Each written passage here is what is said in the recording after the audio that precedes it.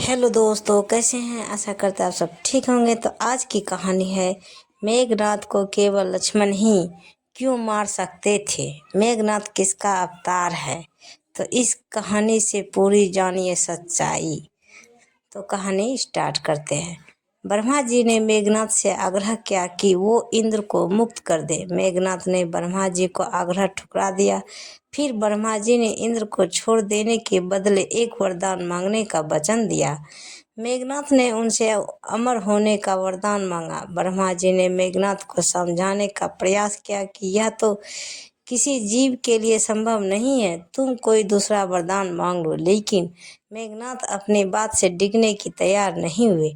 राम और रावण के बीच युद्ध में लक्ष्मण ने मेघनाथ का वध किया था। रावण अपने पुत्र को सबसे ज्यादा शक्तिशाली और अजर अमर बनाना चाहता था।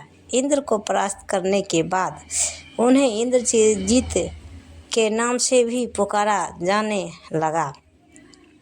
राम रावण युद्ध के दौरान लक्ष्मण के हाथों मेघनाथ का अंत हुआ। मेघनाथ लंकापति रावण का सबसे बड़ा पुत्र और युवराज था। माना जाता है कि रावण बहुत बड़ा विद्वान था। रावण अपने से भी कहीं ज्यादा गुणवान, पराक्रमी और विद्वान अपने बड़े पुत्र मेघनाथ को बनाना चाहता था। धर्म ग्रंथों के अनुसार अपने पुत्र को सबसे ज्यादा शक्तिशाली और अजर अमर बनाने की कामना को लेकर त्रिलोक विजेता रावण ने उसके जन्म के समय सभी देवताओं को एक ही स्थान अर्थात 11वें घर में मौजूद रहने के लिए कहा था। लेकिन भगवान शनिदेव ने रावण की आज्ञा का पालन नहीं किया और 12वें घर में जाकर बैठ गए, जिससे मेघनाथ अजर अमर ना हो सके। राम और रावण के बीच युद्ध में लक्ष्मण ने मेघनाथ का वध किया था। लक्ष्मण ने अपने बाण से मेघनाथ का सिर धड़ से अलग कर दिया था। मेघनाथ के पास थी कौन सी शक्ति कि राम भी नहीं मार सकते थे। फिर किसने किया वध? तो लंका युद्ध में लक्ष्मण ने मेघनाथ का वध किया था। रावण ने अपने ज्येष्ठ पुत्र का नाम मेघनाथ क्यों रखा, इसके पीछे भी एक कहानी है। मंदोदरी ने जब पुत्र को जन्म दिया तो तब उसके रोने की आवाज किसी समान बच्चे की तरह नहीं बल्कि बादलों की गड़गड़ाहट की तरह सुनाई दी। इस वजह से उनका नाम मेघनाथ रखा गया। क्यों कहे जाने लगे। इंद्रजीत पौराणिक कथाओं के अनुसार रावण ने स्वर्ग में अपना कब्जा जमाने के लिए देवताओं पर आक्रमण कर दिया। इस युद्ध में मेघनाथ ने भी भाग लिया था।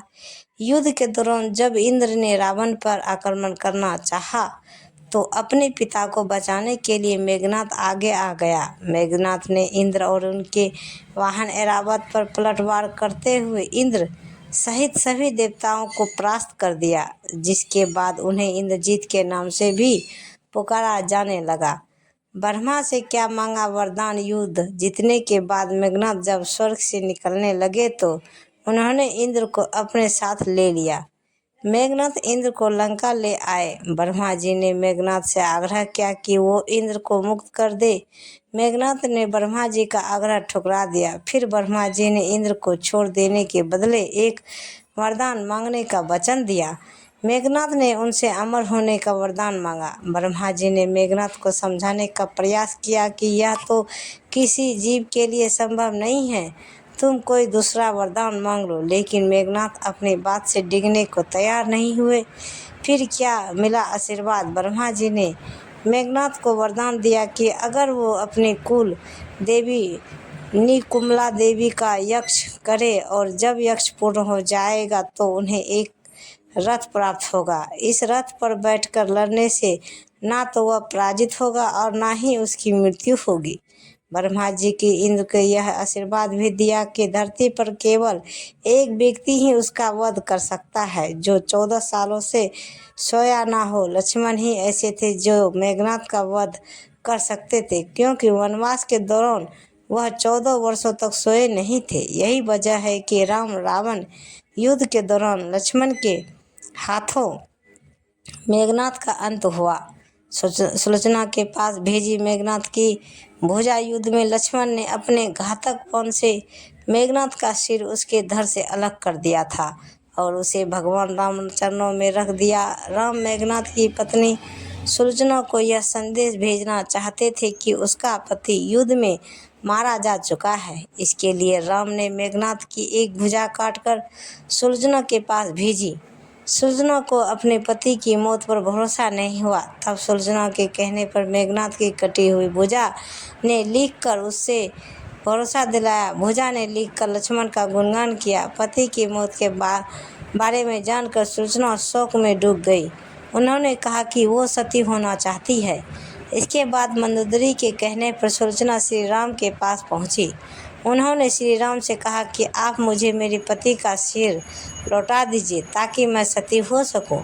सुलोचना की दशा देखकर श्री राम द्रवित हो गए। उन्होंने कहा कि मैं तुम्हारे पति को जीवित कर देता हूँ, लेकिन सुलोचना ने मना कर दिया। जब जोर जोर से हंसने लगा, सीरियस बीच सुग्रीव को आशंका हुई कि मेघनाथ की कटी हुई भुजा लक्ष्मण का गुणगान कैसे किया गया। सुलोचना ने कहा कि क्या वह तब मानेंगे जब ये काटा बात हंसेगा। सुलोचना ने कटे हुए शिष्यों से कहा कि हे स्वामी, हंस दो। इतना ही कहते हैं मेघनाथ का कटा हुआ सिर जोर जोर से हंसने लगा। इसके बाद सुलोचना सती हो गई। तो प्रेम से बोलिए जय श्री राम।